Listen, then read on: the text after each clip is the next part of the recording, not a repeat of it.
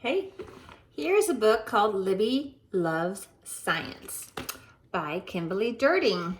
Do you like science? Science is super interesting. Let's see what Libby thinks. Libby loved science. She loved mixing, pouring, measuring, and stirring.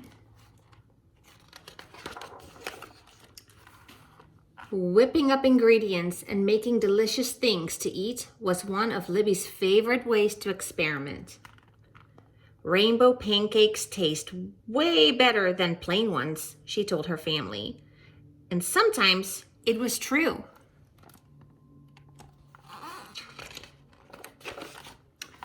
At school, Libby's science teacher, Mr. Darwin, taught the class about chemistry.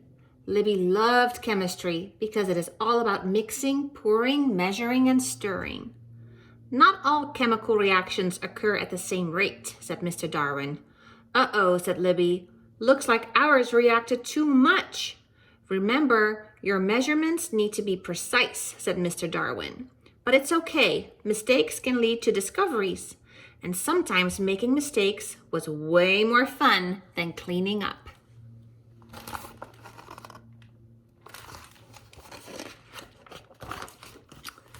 One day, Mr. Darwin made an important announcement. We are in charge of the science booth at our school's fall festival, he said. Everyone was excited.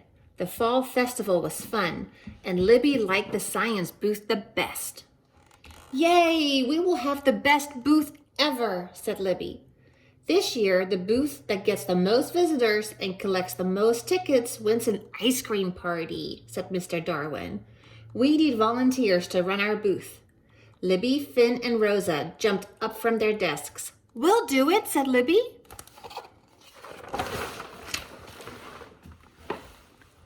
Libby, Finn, and Rosa met at Libby's house after school. We absolutely need to win, said Libby. Just imagine an ice cream party. I love ice cream, said Rosa. Competing with the bouncy house won't be easy, said Finn. I think we can do really fun experiments that everyone will want to try, Libby said.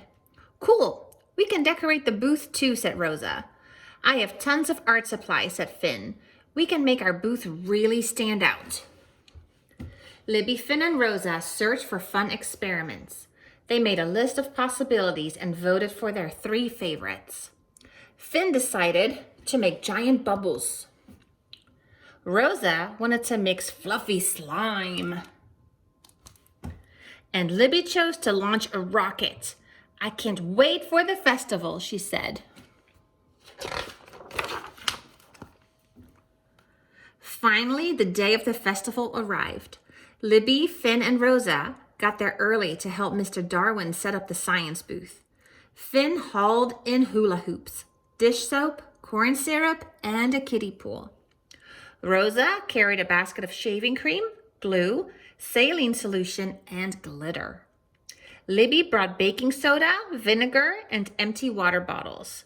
They decorated the booth with posters, signs, and science stuff.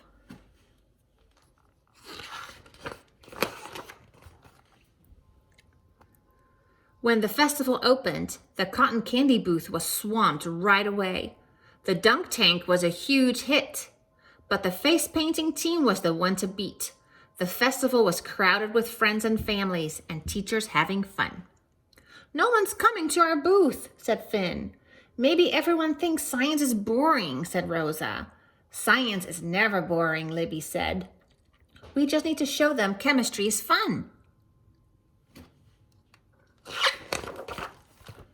I know, said Finn. Let's blow some giant bubbles. The bigger the better, said Rosa. Finn filled the kiddie pool with water while Rosa mixed in the soap. The secret ingredient is corn syrup, Libby said. Yup, it makes bubbles a bajillion times stronger, said Finn. Next, let's make some slime, said Rosa to the small crowd that had gathered to make bubbles. Extra glitter equals extra sparkle, added Finn. It's important to add the saline, just a little bit at a time, said Libby. That's what makes it extra squishy, said Rosa.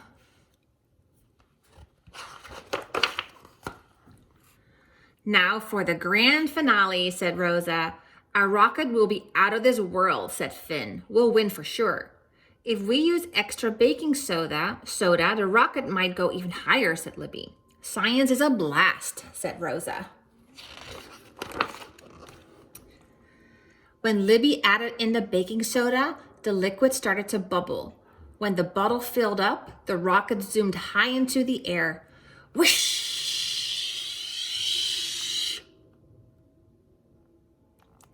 Unfortunately, it sprayed liquid everywhere. It sprayed all over the kids waiting in line. It sprayed way more than Libby predicted. Everyone got soaking wet and ran away. The face painting booth still has a huge line, said Finn. I don't think we have enough tickets. I'm sorry, said Libby. I thought the rocket would be awesome. At least we got a big reaction, said Rosa.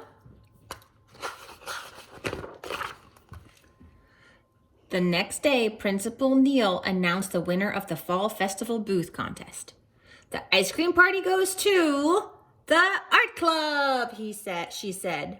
Their face painting booth won by a landslide. Everyone cheered.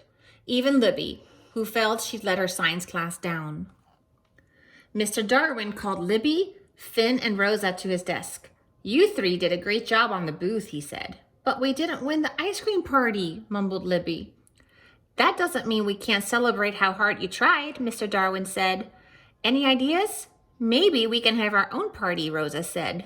What kind of party? Finn asked. An ice cream party, and we can make our own ice cream. Libby jumped up. And I know exactly what we need.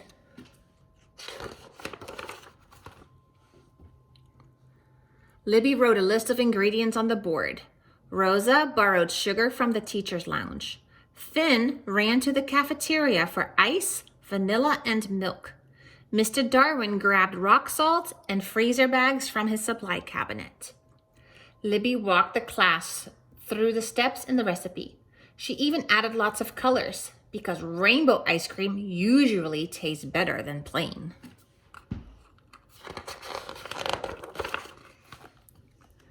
This is delicious, said Finn. Sometimes the best reactions aren't always the first reaction, Mr. Darwin said.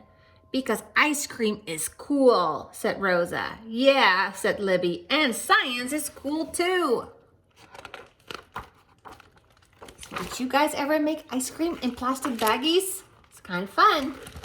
So I hope you enjoyed this book about science, and maybe you can do some science experiments too. All right, love you. See you next time.